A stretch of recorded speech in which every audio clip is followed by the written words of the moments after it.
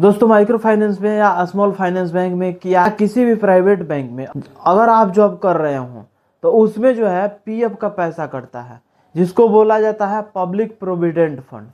जैसे कि आपका सैलरी अगर 15,000 16,000 रुपया है तो उसमें से 1800 1900 इस प्रकार से 1100 उसमें पीएफ कटता है। एक फिक्स अमाउंट होता है, वह कंपनी वाले आपको बता देते हैं कि कितना आपका पीएफ कट रहा है। लेकिन आज के डेट में जितने सारे लोग माइक्रो फाइनेंस में या स्मॉल फाइनेंस बैंक में जो जॉब कर रहे हैं वह सोच में पड़ जाते हैं कि ये जो मेरा पैसा कट रहा है 60 साल के बाद मिलेगा, कैसे मिलेगा, बहुत ज़्यादा हमको दौड़ धूप करना पड़ेगा कि पीएफ का जो पैसा कटता है हमको मिलेगा ही नहीं, निराश होकर के रह जाते हैं। लेकिन दोस्तों मैं सूरज कुमार आज मैं एक ऐसा सॉल्यूशन बताने वाला हूं कि अगर आप किसी भी प्राइवेट सेक्टर में small finance bank, micro finance या प्राइवेट बैंक किसी भी में जॉब कर रहे हैं तो आपका जो है पीएफ का पैसा हर महीने में निकाल सकते हैं। बशर्ते वीडियो में शुरू से लेकर के लास्ट तक बने रहिएगा। चैनल पे नए हैं तो चैनल को सब्सक्राइब कर लीजिएगा और दोस्तों के पास शेयर कर लीजिएगा। देखिए जो पैसा मेरा पीएफ का कटता है वह पैसा जाता है सरकार के पास। अब इसको कहा जाता है ईपीएफओ। ईपीएफओ का मतलब होता है कि एम्प्लॉय प्रोविडेंट फंड ऑर्गेनाइजेशन। ये सरकार जो है सरकार के पास ये पैसा एकत्रित होता है और उसमें हमको जो है ब्याज मिलता है, यानी 7% सालाना के हिसाब से जोड़ करके उसमें हमको जितना पैसा कटा हुआ रहता है उसका 7% जोड़ करके हमको ब्याज मिलता है। लेकिन क्या लोगों के मन में एक सवाल रहता है कि उस पैसा को हम निकाल सकते हैं कि नहीं निकाल सकते हैं। निकालने का प्रक्रिया कैसे होता है, क्या क्या करना पड़ता है कि हमारा पैसा निकल जाए, चलिए आप लोग को बताते हैं और समझाते हैं। सबसे पहले आप ये ध्यान में रख लीजिए कि कभी भी पीएफ का जो पैसा कटता है वह हर महीने निकाल सकते हैं अपने ज़रूरत के हिसाब से।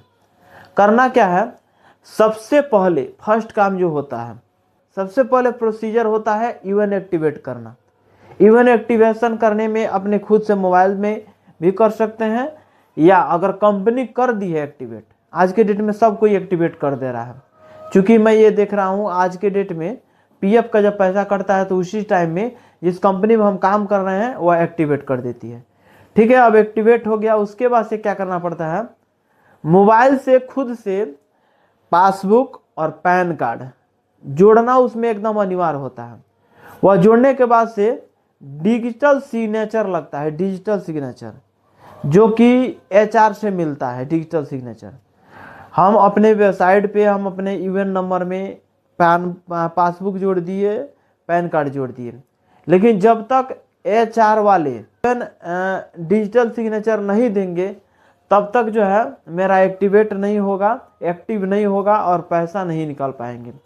तो सबसे पहले अपने मोबाइल से अपने पासबुक को और अपने पैन कार्ड को दोनों ऐड कर लीजिए। अगर ढंग नहीं हो तो यूट्यूब पे सर्च करिएगा कि पीएफ में पासबुक कैसे जोड़ें, तो उस प्रकार से बहुत सारा वीडियो मिल जाएगा, देख करके वैसे जोड़ सकते हैं। जोड़ने के बाद से क्या करना होगा कि आपको जो है एचआर में मेल कराना पड़ेगा सिस्टम से।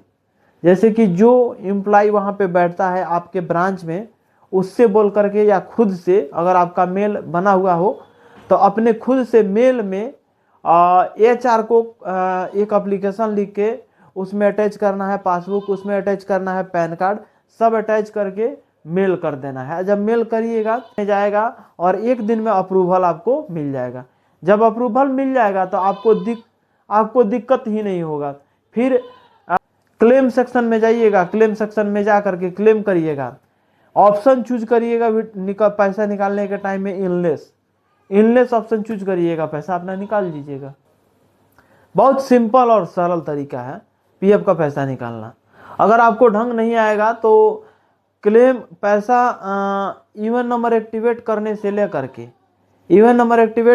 लेकर के पैसा निकालने तक टोटल प्रक्रिया मैं आप लोग को बता दूंगा, अगर आप लोग कमेंट करिएगा तो। चलिए अगले वीडियो में मिलते हैं। नमस्कार, जय हिंद।